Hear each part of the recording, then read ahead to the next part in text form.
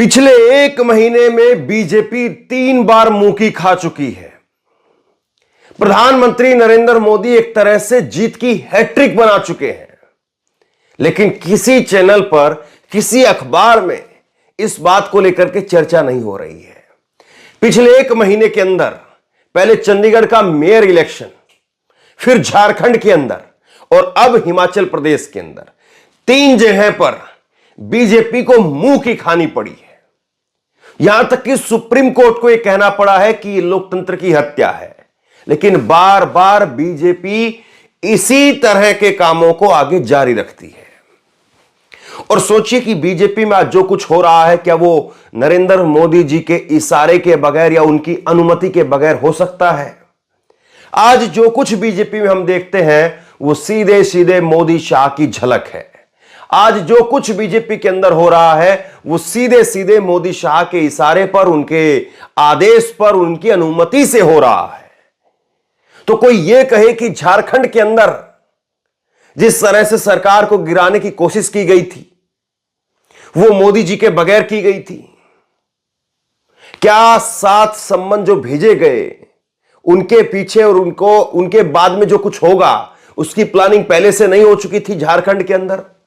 और अब सुखविंदर सिंह सुक्खू हिमाचल के मुख्यमंत्री बने रहेंगे, यह खबर मैं आपको बता रहा हूं। और इसके साथ साथ हिमाचल प्रदेश का चैप्टर कम से कम अब लोकसभा चुनाव तक क्लोज हो चुका है।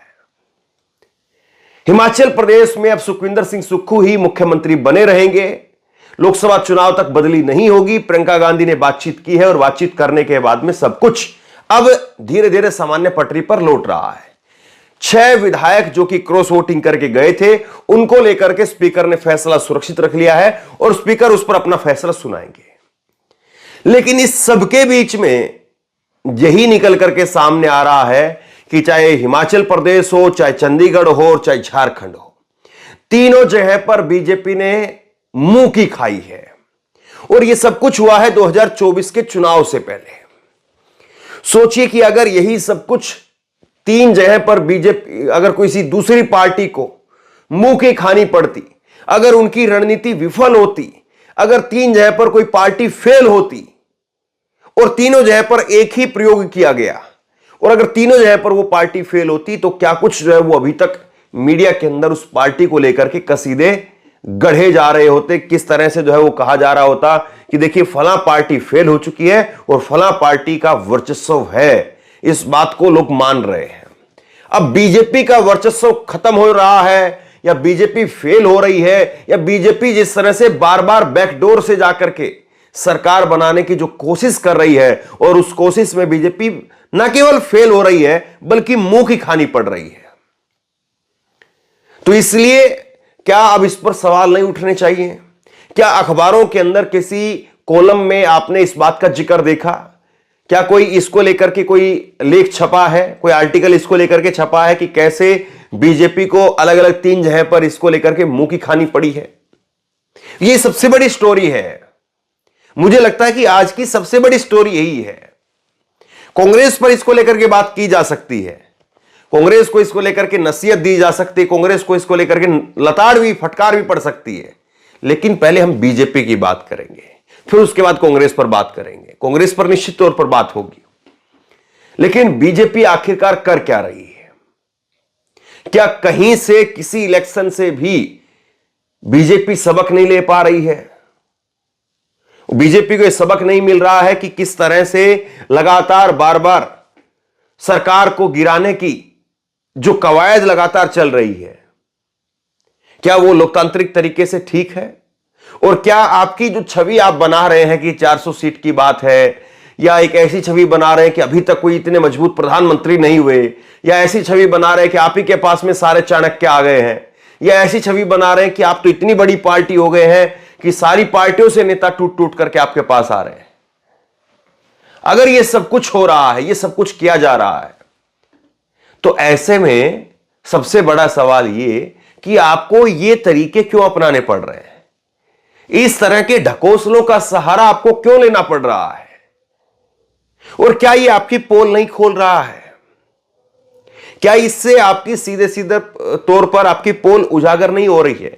और अगर कांग्रेस की बात करें तो कांग्रेस की बात करें तो सीधे तौर पर एक बात समझ में आती कि कांग्रेस को भी अब ये हिमाचल प्रदेश के अंदर जिस तरह से 6 विधायकों ने क्रॉस वोटिंग की है, इससे पहले जो है वो कांग्रेस को अपने विधायकों को झारखंड के अंदर लेकर के जो है वो दूसरे राज्य में जाना पड़ा, तेलंगाना शिफ्ट करना पड़ा था, हैदराबाद शिफ्ट करना पड़ा था। तो कांग्रेस को भी कहीं ना कहीं अपने विधायकों को एक सख्त तौर पर एक मैसेज देने की जरूरत है, सख्ती के साथ में एक मैसेज देने की जरूरत है कि देखिए भैया ऐसे काम नहीं चलेगा, और अगर ऐसे करोगे आप तो फिर पत्ता साफ है। कांग्रेस को भी अब बताना पड़ेगा अपने विधायकों को, अपने सांसदों को, अपने नेताओं को कि ऐसा नहीं कि जब तक जी करा, जब तक आप यहां पर रहे, जब तक जो है मन में आया, जब तक यहां पर खाए पिए यहां पर रहो, और जब जी यहां से भर गया या दूसरे जगह से बढ़िया ऑफर मिल गया तो उसके बाद में क्या। कमलनाथ का क्या हुआ था? कमलनाथ का एक बार भी खंडन नहीं आया कि हां मैं बीजेपी में नहीं जा रहा हूं। कमलनाथ ने क्या इसको लेकर के खंडन किया था? एक बार भी कमलनाथ का खंडन नहीं हुआ। लेकिन फिर वही कमलनाथ जब बीजेपी ने नहीं लिया तो कहने लगे कि नहीं नहीं मैं तो यहीं हूं, मैं तो कहीं जा ही नहीं रहा हूं, मैं क्यों जाऊंगा। और अब उनका कल का बयान मैं देख रहा था, कल कमलनाथ कह रहे थे कि मैं कोई पागल थोड़ी ना हूं जो मैं बीजेपी में चला जाऊंगा। कल कमलनाथ इस बात को कह रहे थे। तो सवाल सीधा सा यह है कि क्या कांग्रेस भी उस स्थिति के अंदर है कि अपने नेताओं को एक सख्त संदेश दे सके, या कांग्रेस सिर्फ और सिर्फ बैठ करके तमाशा देखती रहेगी और फिर उसके बाद में आप लोग रोते रहिए कि ठीक है ये क्यों हो गया, वो क्यों हो गया, हमारे साथ ऐसा क्यों हो रहा है, वैसा क्यों हो रहा है। आपका मुकाबला आज के समय में बीजेपी के साथ है। आपका मुकाबला आज के समय में एक ऐसी मशीनरी के साथ में है जो सिर्फ और सिर्फ सरकार बनाने के लिए 24 घंटे तैयार है, और वो खुद इस बात को स्वीकार करते हैं। बीजेपी के छोटे नेताओं से लेकर के बड़े नेता, बीजेपी के प्रवक्ताओं से लेकर के बीजेपी के केंद्रीय नेतृत्व, यहां तक कि अमित शाह इस बात को स्वीकार कर चुके हैं कि हम कोई एनजीओ पार्टी नहीं है, हम घोर पॉलिटिकल पार्टी हैं, और एक ऐसी पार्टी है अगर जहां पर भी कोशिश लगेगी, जहां पर भी हमें लगेगा कि यहां पर सरकार हम बना सकते हैं तो हम वहां पर सरकार बनाएंगे। तो मतलब कि एक ऐसी पार्टी के साथ में आपका मुकाबला है जो पार्टी ये कह रही कि जहां गुंजाइश होगी वहां पर भी सरकार बनाएंगे, और जहां गुंजाइश नहीं होगी वहां पर भी बना देंगे। जहां हमारे विधायक जीत करके आएंगे वहां सरकार बन जाएगी, और जहां विधायक जीत करके नहीं आएंगे वहां तो हम सरकार वैसे ही बना देंगे। तो एक ऐसे दिशा में, एक ऐसे दौर में जब आप हैं, तो क्या आपको अंदाजा नहीं हुआ है अभी तक 10 साल के अंदर, पिछले 10 साल में आपको इस बात का अंदाजा नहीं हुआ है कि आप किसके साथ में मुकाबला कर रहे हैं, आपका मुकाबला किसके साथ में है।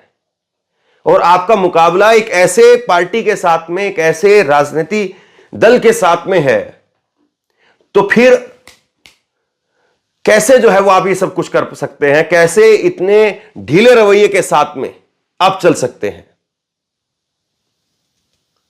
और दूसरी बड़ी बात, क्या बीजेपी फिर इसी तरह के रवैये के साथ में चल करके अपने आप को तीसरी बार सरकार बनाने की बात जो है वो लेकर के चल रही है। कल अनुराग ठाकुर से लेकर के और वहां पर बीजेपी के जयराम ठाकुर तक,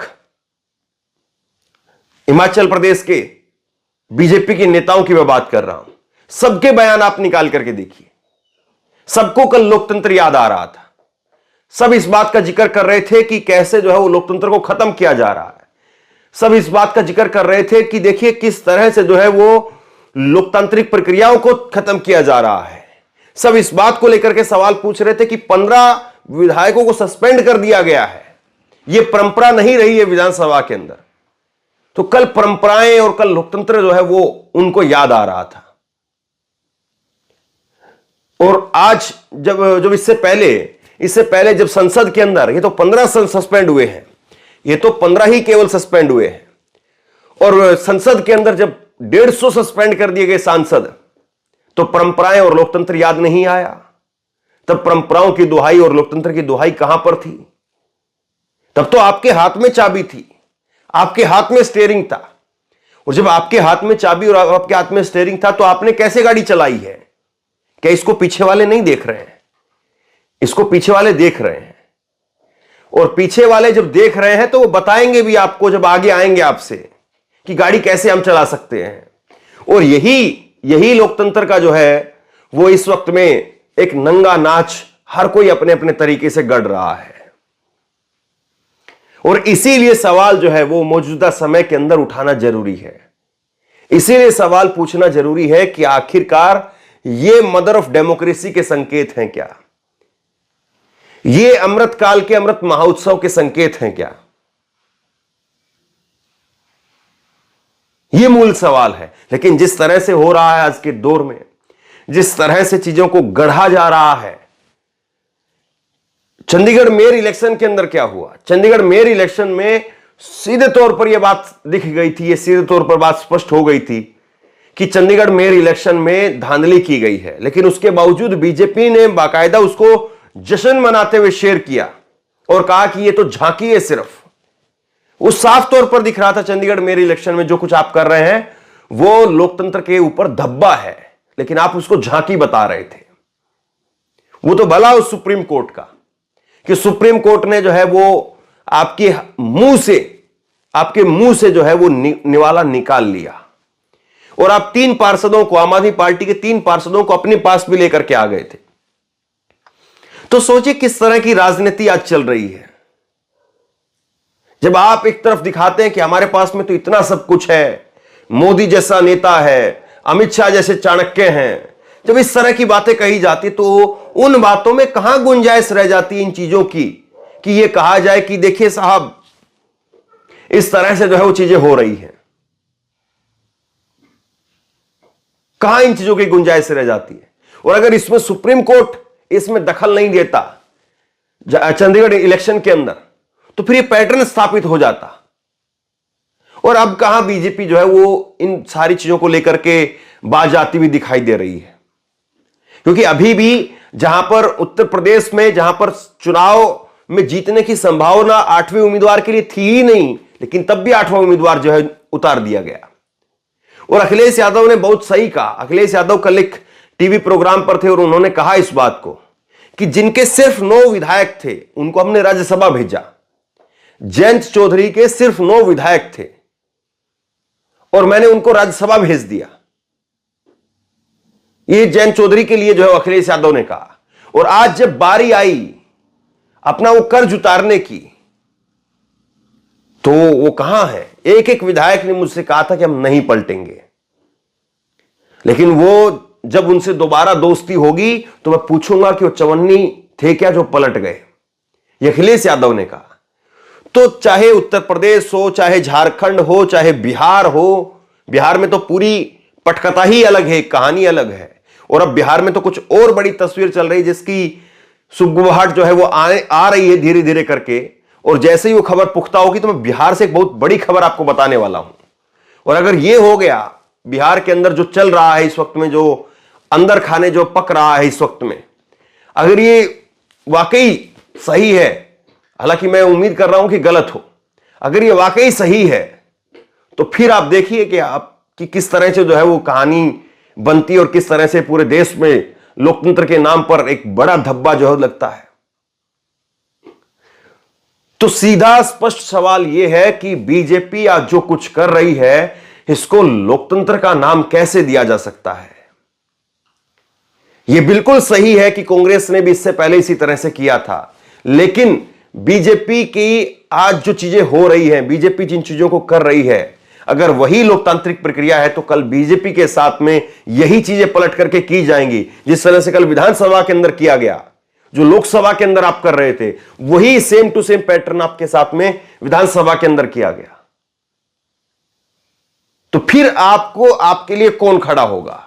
फिर बीजेपी के लिए कौन खड़ा होगा? कौन पत्रकार यह कहेगा कि देखिए कांग्रेस आज तानाशाही कर रही है, या कल को इंडिया गठबंधन की सरकार बनती है और वो इंडिया गठबंधन की सरकार बीजेपी के ऊपर तानाशाही करती है, तो बीजेपी किसके पास जाएगी?